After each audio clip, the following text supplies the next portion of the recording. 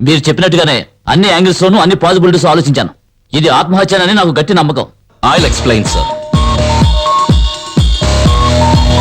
Sir, ఎలుక విషయంలో ఉన్నటువంటి జింక్ ఫాస్ఫైడ్ అనే రసాయన పదార్థమే అందులోని పాయిజనింగ్ ఫ్యాక్టర్. 5 గ్రాముల జింక్ ఫాస్ఫైడ్ చాలు ఒక మనిషి మరణించడానికి. కానీ అటువంటి కేసుల్లో మనిషి చనిపోయేది 10-12 గంటలు గడిచిన తరువాత. డోసేజ్ ఎక్కువయ్యే కొద్దీ మరణం కూడా చాలా త్వరగా సంభవిస్తుంది. రమ్య విషయంలో మరణం చాలా త్వరగా సంభవించింది. అంటే రమ్య శరీరంలోకి 5 గ్రాముల డోసేజ్ కంటే ఎక్కువగానే వెళ్ళింది. Yes, it is that. Forensic report ప్రకారం రమ్య శరీరంలో 10 గ్రాముల జింక్ ఫాస్ఫేట్ ఉన్నట్టుగా మెన్షన్ చేశారు. ఫారెన్సిక్ రిపోర్ట్ లో ఇంకో విషయం కూడా చెప్పారు. రమ్య శరీరంలోకి వెళ్ళినటువంటి ర్యాట్ పాయిజన్ తాలూకు క్వాంటిటీ 20 గ్రామ్స్. సార్, ఇక నేను చెప్పబోయేదాన్ని శ్రద్ధగా వినాలి. యాజ్ పర్ గవర్నమెంట్ రూల్స్ ఎలుక విషయంలో జింక్ ఫాస్ఫైడ్ 2 గ్రాములు మాత్రమే యూజ్ చేయాలి. దట్ మీన్స్ 20 గ్రాముల ఎలుక విషయంలో 2 గ్రాముల జింక్ ఫాస్ఫైడ్ కంటే ఎక్కువగా ఉండడానికి ఛాన్సే లేదు. అంటే 20 గ్రాముల ఎలుక విషం కలిసిన రమ్య శరీరంలో 10 గ్రాములు అంటే 50% జింక్ ఫాస్ఫైడ్ ఎలా వచ్చింది? శ్యామ్, కాస్త అర్థమయ్యేలా చెప్పు. బాటిల్లో ఉన్న విషం డోసేజ్ కాదు, రమ్య శరీరంలోకి వెళ్ళింది.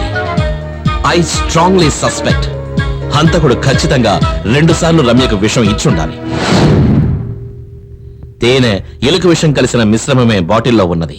అంటే తేనె ఎలుక విషం మాత్రమే కాకుండా హై డోస్ జింక్ ఫాస్ఫైడ్ తో కలిపినటువంటి మిశ్రమమే రమ్య శరీరంలోకి వెళ్ళుండాలి. ఎందుకు రమ్యకు 2 సార్లు విషం ఇచ్చుంటాడు? బాటిల్లో ఉన్న మిశ్రమం పోలీసుల్ని మిస్లీడ్ చేయడం కోసం. సార్, ఇది మర్డర్ కనుక అయితే దానికి 2 పాసిబిలిటీస్ ఉన్నాయి. కావాలని ఎవరైనా బలవంతంగా విషం పట్టించడం, లేదంటే పాలల్లో విషం కలిపిన తేనెను కలపడం. ఈ 2 విధాలుగానూ జరగలేదని మనకు నిర్ధారణ అయింది. నాకు తెలిసినంత వరకు ఇది హత్య అయ్యే అవకాశం లేదు. అయితే ఇది హత్యే అని అనడానికి ఎటువంటి ఛాన్స్ లేదండి. No, it's impossible. నేనొక పాసిబిలిటీ చెప్తాను. సపోజ్ ఇద్దరో లేక అంతకంటే ఎక్కువ వ్యక్తులు కలిసి రమ్యను హత్య చేయడానికి ప్రయత్నించుండొచ్చు. వారిలో ఒకరు మోహన్ కుమార్ వెళ్లిన తరువాత పని మనిషి తాళం వేసి వెళ్లిన ఇంటిని వేరే తాళంతో తీసి ప్రవేశించుండొచ్చు.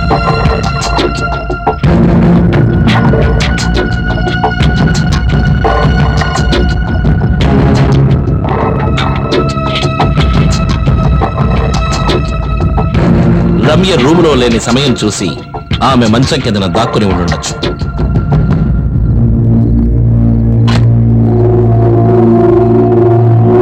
రమ్య తలుపు లాక్ చేసి పడుకుని నిద్రపోయి ఉండొచ్చు.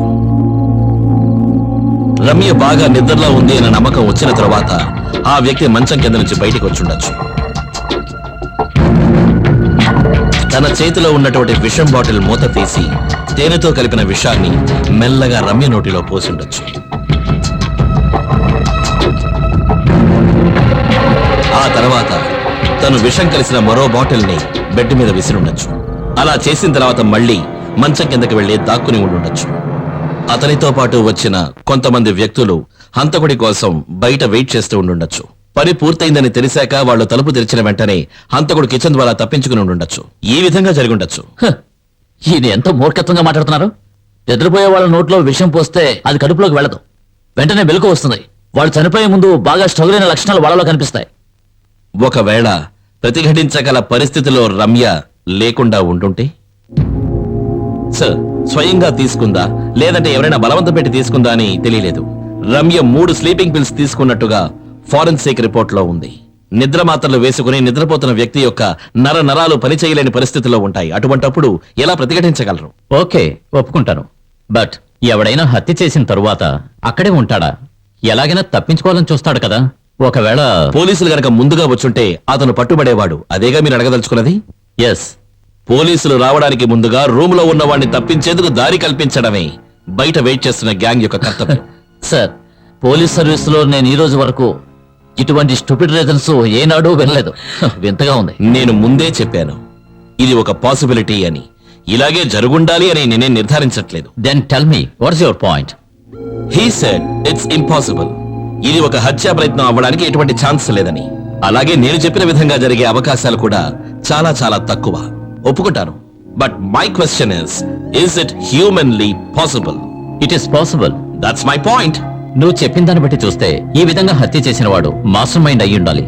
మన ప్రతి కదలికని గమనించొచ్చు. తెలుసు సార్. దీన్ని మనసులో ఉంచుకుని నేను పత్రికా విలేకరుల ముందు ఇదొక ఆత్మహత్య అని ఒప్పుకున్నాను. నేను తప్పుదారి పట్టాను అన్న సంతోషంతో హంతకుడు స్వతంత్రంగా బయట తిరుగుతూ ఉండుండొచ్చు.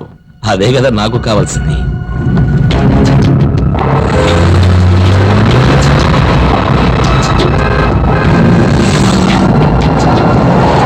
తను పాపం చాలా అమాయకురాడు సార్. అప్పుడప్పుడు కాస్త మొండి పట్టు పట్టినా నేనంటే తనకెంతో ప్రేమ. హాబీస్ మెయిన్లీ రీడింగ్, నవల్స్ చదువుతూ ఉంటుంది. రమ్యకు నిద్ర మాత్రలు వేసుకునే అలవాటు ఏమైనా ఉందా? అలవాటంటూ ప్రత్యేకంగా లేదు. ఒక్కొక్కసారి వేసుకోవడం నేను చూశాను. రమ్యకు రాజకీయాలంటే ఇష్టం లేదు కదూ? రాజకీయాల గురించి తనకి బాగా తెలుసు. She was a good critic. మీరు మంత్రి అవ్వాలి అనుకున్నప్పుడు రమ్య అందుకు బాగా వ్యతిరేకించింది కదూ? ఇక్కడే ఒక కాంట్రడిక్షన్, ఒక వైవిధ్యం. ఆశలు ఆశయాలు వేరు వేరు. అంటే మీ రాజకీయ ప్రొఫెషన్తో అభిప్రాయ భేదాలు మీ ఇద్దరికి ఉండడమే కాకుండా మీరు ఒక ఎమ్మెల్యేగానో మంత్రిగానో అవ్వడం తనకి ఏమాత్రం ఇష్టం లేదు. కానీ మీకు సీటు దొరికింది, విషయం కూడా దృఢమయ్యింది. అటువంటి పరిస్థితుల్లో రమ్య ఎందుకని మీకు డబ్బు ఇవ్వడానికి అంగీకరించలేదు? ఇంతకు ముందు ఒకసారి తన అకౌంట్లోంచి 2 లక్షల రూపాయలు ఒక అవసరం కోసం తీసుకున్నాను. నేను దాన్ని తిరిగి తనకి ఇవ్వలేకపోయాను. దేనికోసం 2 లక్షల రూపాయలు తీసుకున్నారు? నిజం చెప్పాలి, రాజకీయ అవసరాల కోసమనే తనతో చెప్పి తీసుకున్నాను. కానీ అది ఒక వ్యక్తికి అప్పు ఇవ్వడం కోసం తీసుకున్నాను. ఎవరికి? జాన్కి. జాన్ తీసుకున్న ఒక లోన్ రెవెన్యూ రికవరీ అయిపోయింది. ఆ విషయం ఎందుకని రమ్యకు తెలియకుండా దాచారు? తనకి నిజం చెప్తే ఒప్పుకోదన్న భయంతోనే. డబ్బు మీకు అవసరమైనప్పుడు జాన్ని అడిగారా? లేదు, జాన్ దగ్గర డబ్బు లేదని నాకు బాగా తెలుసు. ఒకే పార్టీలో ఉంటున్నప్పటికీ మోహన్ కుమార్కు మీకు ఆశయాలకు సంబంధించి అభిప్రాయ భేదాలు ఉండేవి కదూ? రాజకీయాల్లో ఇలాంటివన్నీ సహజమే కదా. కానీ వ్యక్తిగతంగా మా ఇద్దరి మధ్య ఎటువంటి సమస్య లేదు. మోహన్ కుమార్ భార్య ఆత్మహత్య చేసుకున్న విషయం మీకెప్పుడు తెలిసింది? ఉదయం ఏ టైంలో? 9:30, 10 గంటల మధ్య ఫోన్ చేసి చెప్పారు. ఎవరు చేసి చెప్పారు? Election committee convener Krishna. అప్పుడు మీరేం చేశారు? నేను వెంటనే మోహన్ వాళ్ళ ఇంటికి వెళ్ళాను. మిస్టర్ కృష్ణ మీతో ఏం చెప్పారు? మోహన్ భార్య రమ్య విషం తాగి ఆత్మహత్య చేసుకున్నారని. Okay, thank you for your time mister Samuel. Welcome sir. It's a nice house.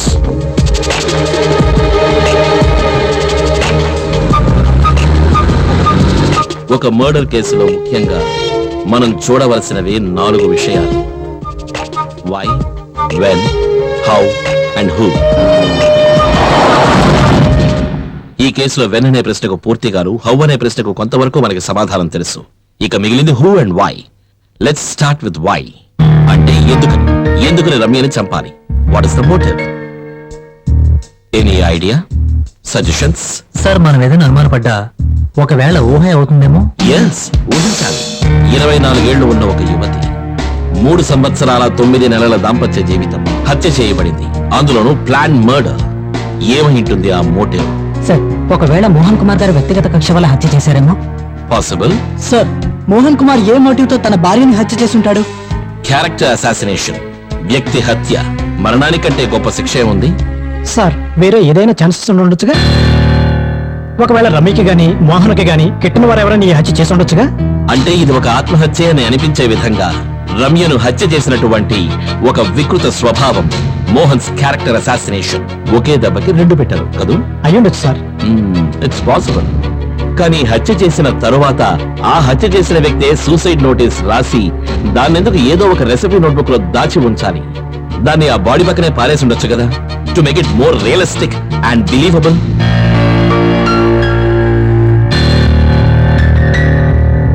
I think it's a time for a list of suspects. Excuse me sir, ఆ హంతకుడు ఈ లిస్ట్ లో ఉన్న వాళ్ళు అయి ఉంటారని ఏమిటి నమ్మకం? నమ్మకం కాదు, కానీ అవకాశాలు చాలా ఉన్నాయి. రమ్య ఇంటి గురించి, దినచర్యల గురించి బాగా తెలిసిన వ్యక్తే అయి ఉండాలి ఈ హత్య చేసిన వ్యక్తి. సార్, బెంగళూరు నుంచి ఆ రోజే వచ్చానని చెప్పిన పాలవాడి స్టేట్మెంట్, ఆ రోజు పేపర్ రావడం లేట్ ఉందని చెప్పిన పేపర్ వాడి స్టేట్మెంట్ నిజమేనని తేలింది కదా. Okay, so let's bring down the list. And what about Trinath? అతను చెప్పింది నిజమేనని మనం సేకరించిన టెలిఫోన్ బిల్ ద్వారా ప్రూవ్ అయింది. రమ్య గారు చనిపోయిన తర్వాత ఆ ఫోన్ నుంచి 2 అవుట్ గోయింగ్ కాల్స్ వెళ్ళాయి. 2 కాల్సా? అవును సార్, 7:38కి 7:40కి. ఫస్ట్ నంబర్ పోలీస్ స్టేషన్ దగ్గర రెండో నంబర్ జాన్ శామ్యూల్ దగ్గర. John Samuel. I smell a rat. ఆ ఇన్సిడెంట్ గురించి ఇన్ఫర్మేషన్ ఇచ్చిన అతను Shekhar, sir play the video. Yes sir.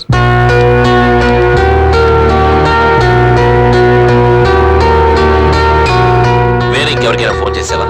వేరే ఎవరికి చేయలేదు సార్. స్టేషన్కి ఫోన్ చేసిన తర్వాత ఆ ఇంటికి తాళం పెట్టి మా ఇంటికి వెళ్ళిపోయాను. ఒకవేళ త్రినాథ్ కాకుండా వేరే ఎవరైనా చేస్తుంటే త్రినాథ్ ఫోన్ చేయడానికి వెళ్ళినప్పుడు మిగతా వాళ్ళందరూ బయటికి వెళ్లిపోయారని త్రినాథే కదా చెప్పాడు. అంతేకాకుండా 2 కాల్స్ కి మధ్య 2 నిమిషాల వ్యవధి ఉంది. That means the second call was an immediate one. Basheer, sir. Samuel పేరుతో ఉన్న అన్ని ఫోన్ల యొక్క కాల్ డీటెయిల్స్ నాకు కావాలి వెంటనే. Yes sir. And I want that Trinath tomorrow first thing in the morning. Please. ఎందుకు సార్ నన్ను మళ్ళీ పిలిపించారు?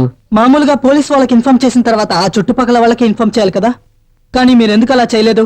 హత్య జరిగిన విషయం ఎవరికైనా చెబితే లేనిపోని గొడవలు జరుగుతాయన్న భయంతో ఈ ఇంటికి తాళం పెట్టి వెళ్ళిపోయాను. ఆ టైంలో మీరు జాన్ శామ్యూల్ కి ఫోన్ చేశారు. మీరు ఫోన్ చేశారనే కదా శామ్యూల్ మాతో చెప్పాడు. అవును సార్, నేనే ఫోన్ చేసి చెప్పాను. కానీ మీరు హత్య జరిగిన ఇంట్లోంచి ఫోన్ చేసి చెప్పలేదు కదా? లేదు సార్, నేను మా ఇంటి నుంచే చేశాను. అబద్ధం. లేదు సార్, నేను చెప్పేది నిజం. అబద్ధం. బషీర్, సార్. ఇది హత్య జరిగిన ఇంటి తాలూకు కాల్ డీటెయిల్స్. మీరు ఉదయం 7:38 పోలీస్ స్టేషన్ కి ఫోన్ చేసిన 2 నిమిషాల లోపలే అదే నంబర్ నుంచి జాన్ శామ్యూల్ నంబర్ కి కూడా ఒక ఫోన్ కాల్ వెళ్ళింది. అది నువ్వే చేశావని మాకు బాగా తెలుసు. చెప్పు త్రినాథ్, నీకు శామ్యూల్ కి ఉన్న సంబంధం ఏమిటి? మీరిద్దరూ ఏం మాట్లాడుకున్నారు ఆ రోజు? బై ఎలక్షన్ లో మోహన్ సీట్ దొరికినట్టు శామ్యూల్ ఫోన్ చేసి చెప్పాను. మోహన్ సీట్ వచ్చిన విషయం తెలిసి మోహన్ ఎలాగైనా తప్పించాలని శామ్యూల్ నాతో మాట్లాడాడు. ఆ రోజు పోలీస్ స్టేషన్ ఫోన్ చేసిన తర్వాత నేను శామ్యూల్తో ఫోన్లో మాట్లాడాను. నువ్వు నిజమే చెప్తున్నావా? అవును, నేను మోహన్ గారి ఇంట్లోంచి మాట్లాడుతున్నాను. నువ్వు అక్కడే ఉండు, నేను వెంటనే వచ్చేస్తాను. ఓకే.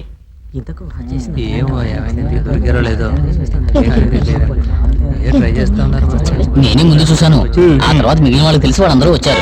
అప్పుడు ఒక నిమిషం, ఇప్పుడే వస్తాను. సార్, కానిస్టేబుల్ వెంకటేష్ వెళ్ళాడా? ఉన్నాడు సార్. వెళ్ళి పిలుచుకురా, నేను వచ్చాను. అలాగే సార్.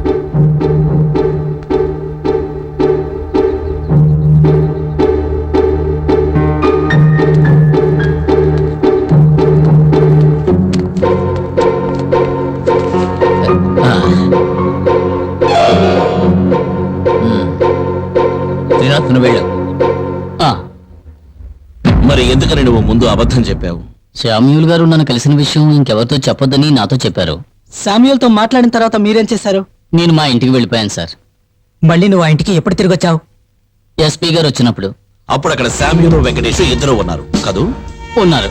అప్పుడు మీరు ఎవరో 3 వ్యక్తులతో మాట్లాడుతున్నానని చెప్పారే, వాళ్ళు ఎక్కడ ఉంటారు? మా పక్కింట్లోనే సార్.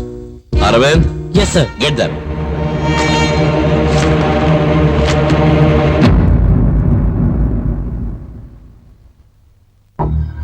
ఆ తర్వాత కానిస్టేబుల్ వెంకటేష్ ని మీరు చూసారా? చూసాం సార్. ఏం చూసారు? త్రినాథ్ అటువైపు వెళ్ళిన కాసేపటికి కానిస్టేబుల్ వెంకటేష్ కూడా అటువైపు వెళ్ళాడు సార్. అప్పుడు చేతులు ఏదైనా ఉందా? ఉంది సార్. చేతిలో ఏదో తీసుకెళ్ళడం చూశాను సార్. అతను దాన్ని జీపులో పెట్టి లోపలికి వెళ్ళిపోయాడు సార్. లేదురా, ఆయన చేతిలో ఏం లేదు. ఆయన తిన్నగా ఇంట్లోకి వెళ్ళడం మేము చూసాం సార్. లేదురా, ఆయన చేతిలో ఏదో పార్సల్ ఉంది. ఆయన అది తీసుకెళ్లి జీపులో పెట్టాడు. నేను చూశాను. మర్యాదగా నిజం చెప్తారా లేకపోతే? రాజీ, ఛ, ఏంటిది రాజీ? కాదు సార్, వీళ్ళు నేరస్తులేమి కారు కదా. They are trying to help అస్.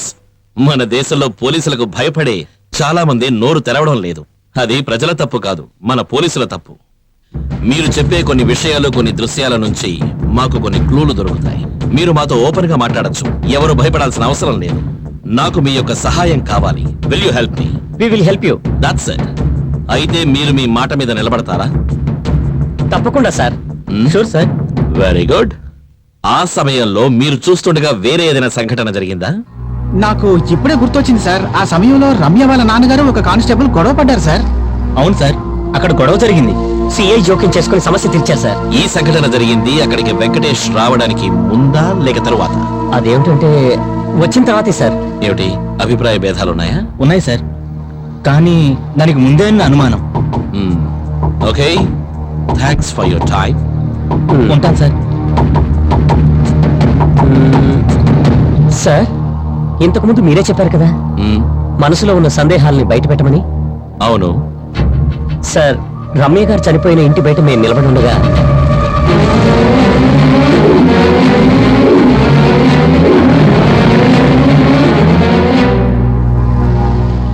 ఆ విషయంలో మీకు ఏమిటి అనుమానం? ఏం లేదు సార్, అటువంటి ఆల్టరేషన్ చేసిన బైక్ ని మేము ఇంతకుముందు చూసిందే లేదు సార్. అది ఎవరిదో బయటపడదై ఉంటుంది. Sorry sir.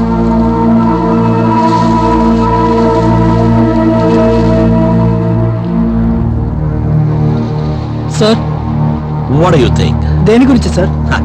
వాళ్ళు చెప్పిన విషయం గురించి. ఆ బైక్ గురించి ఇచ్చిన స్టేట్మెంట్ మనం పెద్దగా పట్టించుకోనక్కర్లేదు సార్. కానిస్టేబుల్ వెంకటేష్ విషయంలో వీళ్ళు ఇచ్చిన స్టేట్మెంట్ మనం పట్టించుకునే అవసరం లేదు. ఒకవేళ కానిస్టేబుల్ వెంకటేష్ విషయంలో వాళ్ళు ఇద్దరూ చెప్పింది నిజమే అయితే అర్థం కాలేదు కదా. It's a guess, a wild guess. Let's go back to that day. Trinath, Venkatesh ఈ ముగ్గురు నించునుండగానే బయటికి వెళ్లారు. కాసేపు అయిన తర్వాత వెంకటేష్ మాత్రమే వచ్చాడు. అది వీళ్ళలో ఒక్కరే చూశారు. సరిగ్గా ఆ సమయంలోనే ప్రభాకర్ కి ఒక పోలీసుకి గొడవ జరిగి ఉండొచ్చు. కరెక్ట్ గా అప్పుడే వెంకటేష్ బయటికి వెళ్ళి ఉండొచ్చు. అది ఆ ముగ్గురు చూసుండకపోవచ్చు.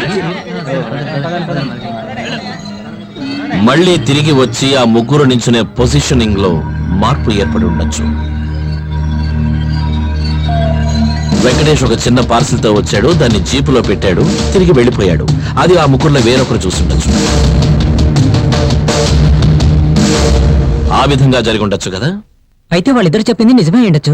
బుక్ తీసి ఇచ్చింది వెంకటేష్ అయి ఉంటాడు. అంటే తిరిగి వచ్చినప్పుడు అతని చేతిలో ఉన్నది శామ్యుయల్ బ్రీఫ్ కేసులో డబ్బు చూశానని త్రినాథ్ చెప్పింది నిజమే అయితే వెంకటేష్ చేతిలో ఉన్న ఆ పార్సెల్ డబ్బే అయి ఉండాలి. అతను చెప్పిన బైక్ గురించి మీ అభిప్రాయం ఏమిటి? దారిని పోయే వాళ్ళది అయి ఉండొచ్చుగా. అది దారిని పోయేవాడిది కాదు. ఒకవేళ నువ్వు చెప్పినట్టుగా వాడు దారిని పోయేవాడే అయితే బైక్ ఆపి ఆ బాడీ ఎవరిదని అడిగి వెళ్లాల్సిన అవసరం లేదు కదా. అది కాదు సార్, దారిన వెళ్లే వాళ్ళే అయితే అంత శ్రద్ధ తీసుకోరు కదా. దారిని వెళ్లేవాడైతే తిన్నగా వెళ్ళాలి. ఎందుకని మళ్ళీ తిరిగి వెనక్కి వెళ్ళాడు? ఒకవేళ ఏం జరుగుతుందో అని తెలుసుకోవడానికి వచ్చుంటాడేమో. తెలుసుకోవాలని వచ్చిన వాడు ఎందుకు ఇంతమంది చేరారా అని అడుగుతాడు. అంతేకాకుండా అటువంటి బైక్ ఇంతకు ముందు ఈ ఏరియాలోనే చూడలేదు అని అతను చెప్పాడు కదా. ఆ బైక్ మీద వచ్చిన వ్యక్తి తిరిగి వెళ్లడం వల్లే అతనికి అనుమానం కలిగింది. తిన్నగా వెళ్ళుంటే అనుమానించాల్సిన అవసరం లేదు కదా. తన అనుమానాన్ని తీర్చుకోవడం కోసం ఆ వ్యక్తిని పిలిచి అడగలేదు. ఆ బైక్ లో వచ్చింది ఎవరై ఉంటారు, ఎందుకని వచ్చుంటారు? వాడు ఎవడైనా సరే రమ్య చనిపోయిందా లేదా అని తెలుసుకోవడం కోసమే వచ్చుంటాడు. సార్, రమ్య గారు మరణించిన ఇంటి నుంచి కానిస్టేబుల్ వెంకటేష్ మధ్యలో వాళ్ళ ఇంటికి వెళ్ళొచ్చినట్టుగా ఎస్ఐ చెప్పారు. ఎందుకని? వాళ్ళ ఇంట్లో ఏదో ముఖ్యమైన పని అని చెప్పాడట. మళ్ళీ అరగంట గడిచాక వచ్చాడని చెప్పారు. మనం క్రాస్ ఎంక్వైరీ చేయాలి. హలో, వెంకటేష్ గారు ఇల్లేనా? అవునండి. నేను స్టేషన్ నుంచి సుధాకర్ మాట్లాడుతున్నా. వెంకటేష్ గారిని శ్యాంప్రసాద్ గారు అరెస్ట్ చేశారు. భగవంతుడా, ఎందుకు? రమ్య హత్య కేసులో ఈయనకేదో సంబంధం ఉందట. ఆ రోజు వెంకటేష్ గారు మీ ఇంట్లో డబ్బులు పెట్టారు కదా, దాని గురించి పెద్ద గొడవలు అవుతున్నాయి. ఎట్టి పరిస్థితుల్లోనూ ఆ డబ్బు మీ ఇంట్లో ఉంచకండి. అది మీ ఇంట్లో ఉంటే రెడ్ హ్యాండెడ్ గా మీరు దొరికిపోతారు. ఒకవేళ దొరికిపోయారంటే వెంకటేష్ గారిని ఉద్యోగం నుంచి తీసేస్తారు. ఏమిటి దేవుడా ఈ పరీక్ష?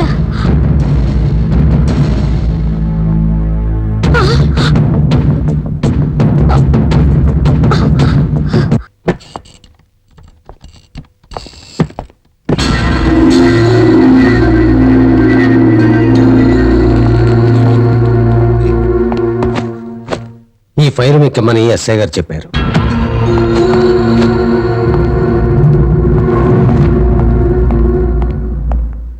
ఆ డబ్బు బ్యాంకులో కడితే అనుమానం వస్తుందని ఇంట్లోనే పెట్టారు.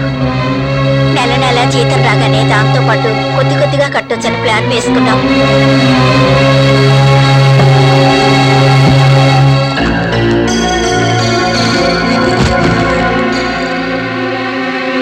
మీరు ఎందుకని ఆ నోట్బుక్ తీసి శామ్యూల్కి ఇచ్చారు?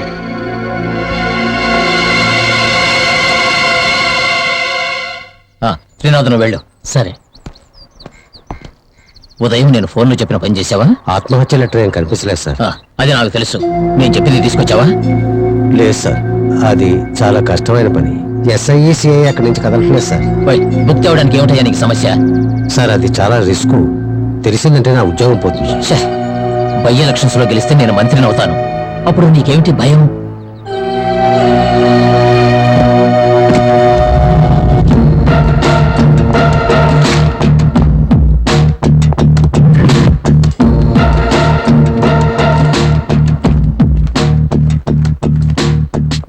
ఫోటో తీ అన్ని నోట్ చేయండి. నేను రమ్య తండ్రిని. నా కూతురు చూడడానికి వదలరే. ఒక్కసారిగా నా కూతురు చూద్దామని వస్తే నన్ను అడ్డుకుంటారా? బాబాయ్ కంట్రోల్ చేసుకోండి, టెన్షన్ అవ్వకండి ప్లీజ్. ఒరేయ్, ఊరుకోరా. మీకే చెప్తాను, సొంతం మీ మనుషులేనా? నా మాట వినండి. కానిస్టేబుల్స్ అందరిని క్లియర్ చేయండి.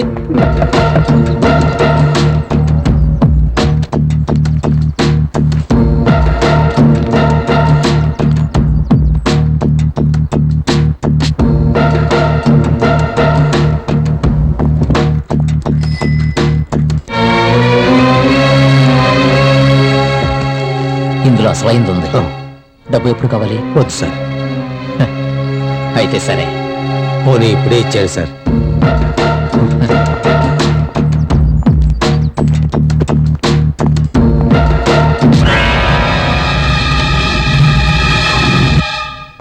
సార్, శామ్యూల్ యొక్క phone calls details, incoming and out going. కూర్చో.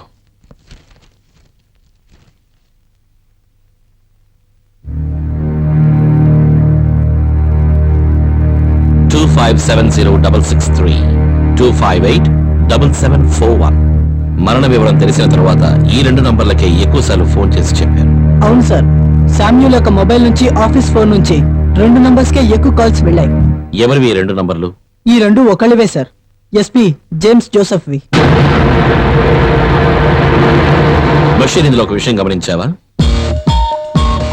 హత్య జరిగిన మరుసటి రోజు ఉదయాన్నే 7:40కి త్రినాథ్ శామ్యూల్ రెసిడెన్స్ నంబర్ కి ఫోన్ చేశాడు.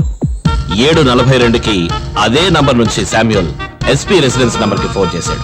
5 నిమిషాలు వాళ్ళిద్దరూ మాట్లాడుకున్నారు. అదైనా ఒక అరగంట తరువాత 8:18కి ఎస్పీ ఒక ల్యాండ్ లైన్ నంబర్ కి ఫోన్ చేశారు. 23-157-11. కరెక్ట్ గా 8:34 నిమిషాలకి ఈ నంబర్ నుంచి ఒక కాల్ శామ్యూల్ ఇంటికి వెళ్ళింది. So 23-157-11 is a hot number for us. Get these details and trace him in. Suicide notice రాసింది హత్య చేయబడ్డ వ్యక్తి కాదు అని తెలిసాక ఇప్పుడు మన ముందు ఇంకొక సమస్య తలెత్తింది. ఫుట్ ప్రింట్స్ కి సంబంధించిన వ్యక్తి ఎందుకని రమ్య రూమ్ లో దాక్కున్నాడు? రమ్యను చంపడానికి. ఓకే, చంపిన తర్వాత ఆ వ్యక్తి రూమ్ నుంచి బయటికి వెళ్ళాడు. అయితే ముందు రోజు హత్య చేయడానికి వెళ్ళిన ఆ వ్యక్తిని రూమ్ లోపల పెట్టి బయట నుంచి తాళం వేసింది ఎవరు? ఒకవేళ మీరు డీజీపీ గారితో చెప్పిన విధంగానే ఈ హత్య జరిగిందేమో. నోను, అది నేను కేవలం పాసిబిలిటీ కోసం చెప్పాను. Rarest of the rare. Sir, ఒకవేళ మన లిస్ట్ లో లేని వ్యక్తి ఇది చేసుంటే? పాసిబుల్. ఆ విధంగా అయితే మన లిస్ట్ లో ఉన్న వాళ్లే ఎవరో హంతకుడికి సహాయం చేసి ఉండాలి. ఒకరి కోసం ఇంకొకరు.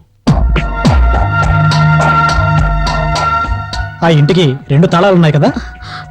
అవును సార్. ఒక తాళం మీ దగ్గర ఉంది, ఇంకొకటి రమ్యమ్మ గారి దగ్గర ఉంటుంది. రమ్య గారు ఆ తాళం ఎక్కడ పెడతారు? అది నాకు తెలియదు. రమ్య గారు ఎన్ని గంటలకు పడుకుంటారు? మోహన్ గారు లేనప్పుడు త్వరగా పడుకుంటారు. ఏ టైంకి? అది 9-9:30కి. ఇంతకు ముందు ఎప్పుడన్నా రమ్య గారికి తోడుగా రాత్రులు ఉన్నారా? అవును సార్, ఆవిడ కొంట్లో బాగుండనప్పుడు. నువ్వు ఆ ఇంట్లో ఉంటే ఎక్కడ పడుకుంటావు? అది వంటగదిలోనే సార్. రమ్య ఒంటరిగా పడుకోవడానికి భయపడే వ్యక్త? అటువంటిదేం లేదు. ఎప్పుడైనా కరెంటు పోయి చీకటిగా ఉన్నప్పుడు ఆవిడ భయపడేవారు. అలా అనిపించడానికి కారణం? ఒక రోజు నేనుండగానే కరెంటు పోయింది.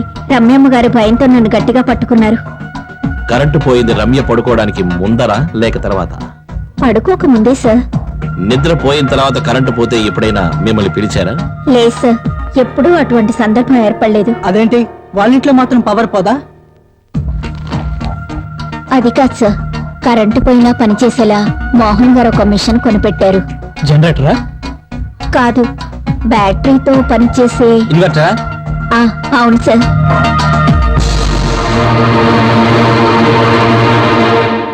ఆ మిషన్ ఎక్కడుంది? వాళ్ళ బెడ్రూమ్ లోనే.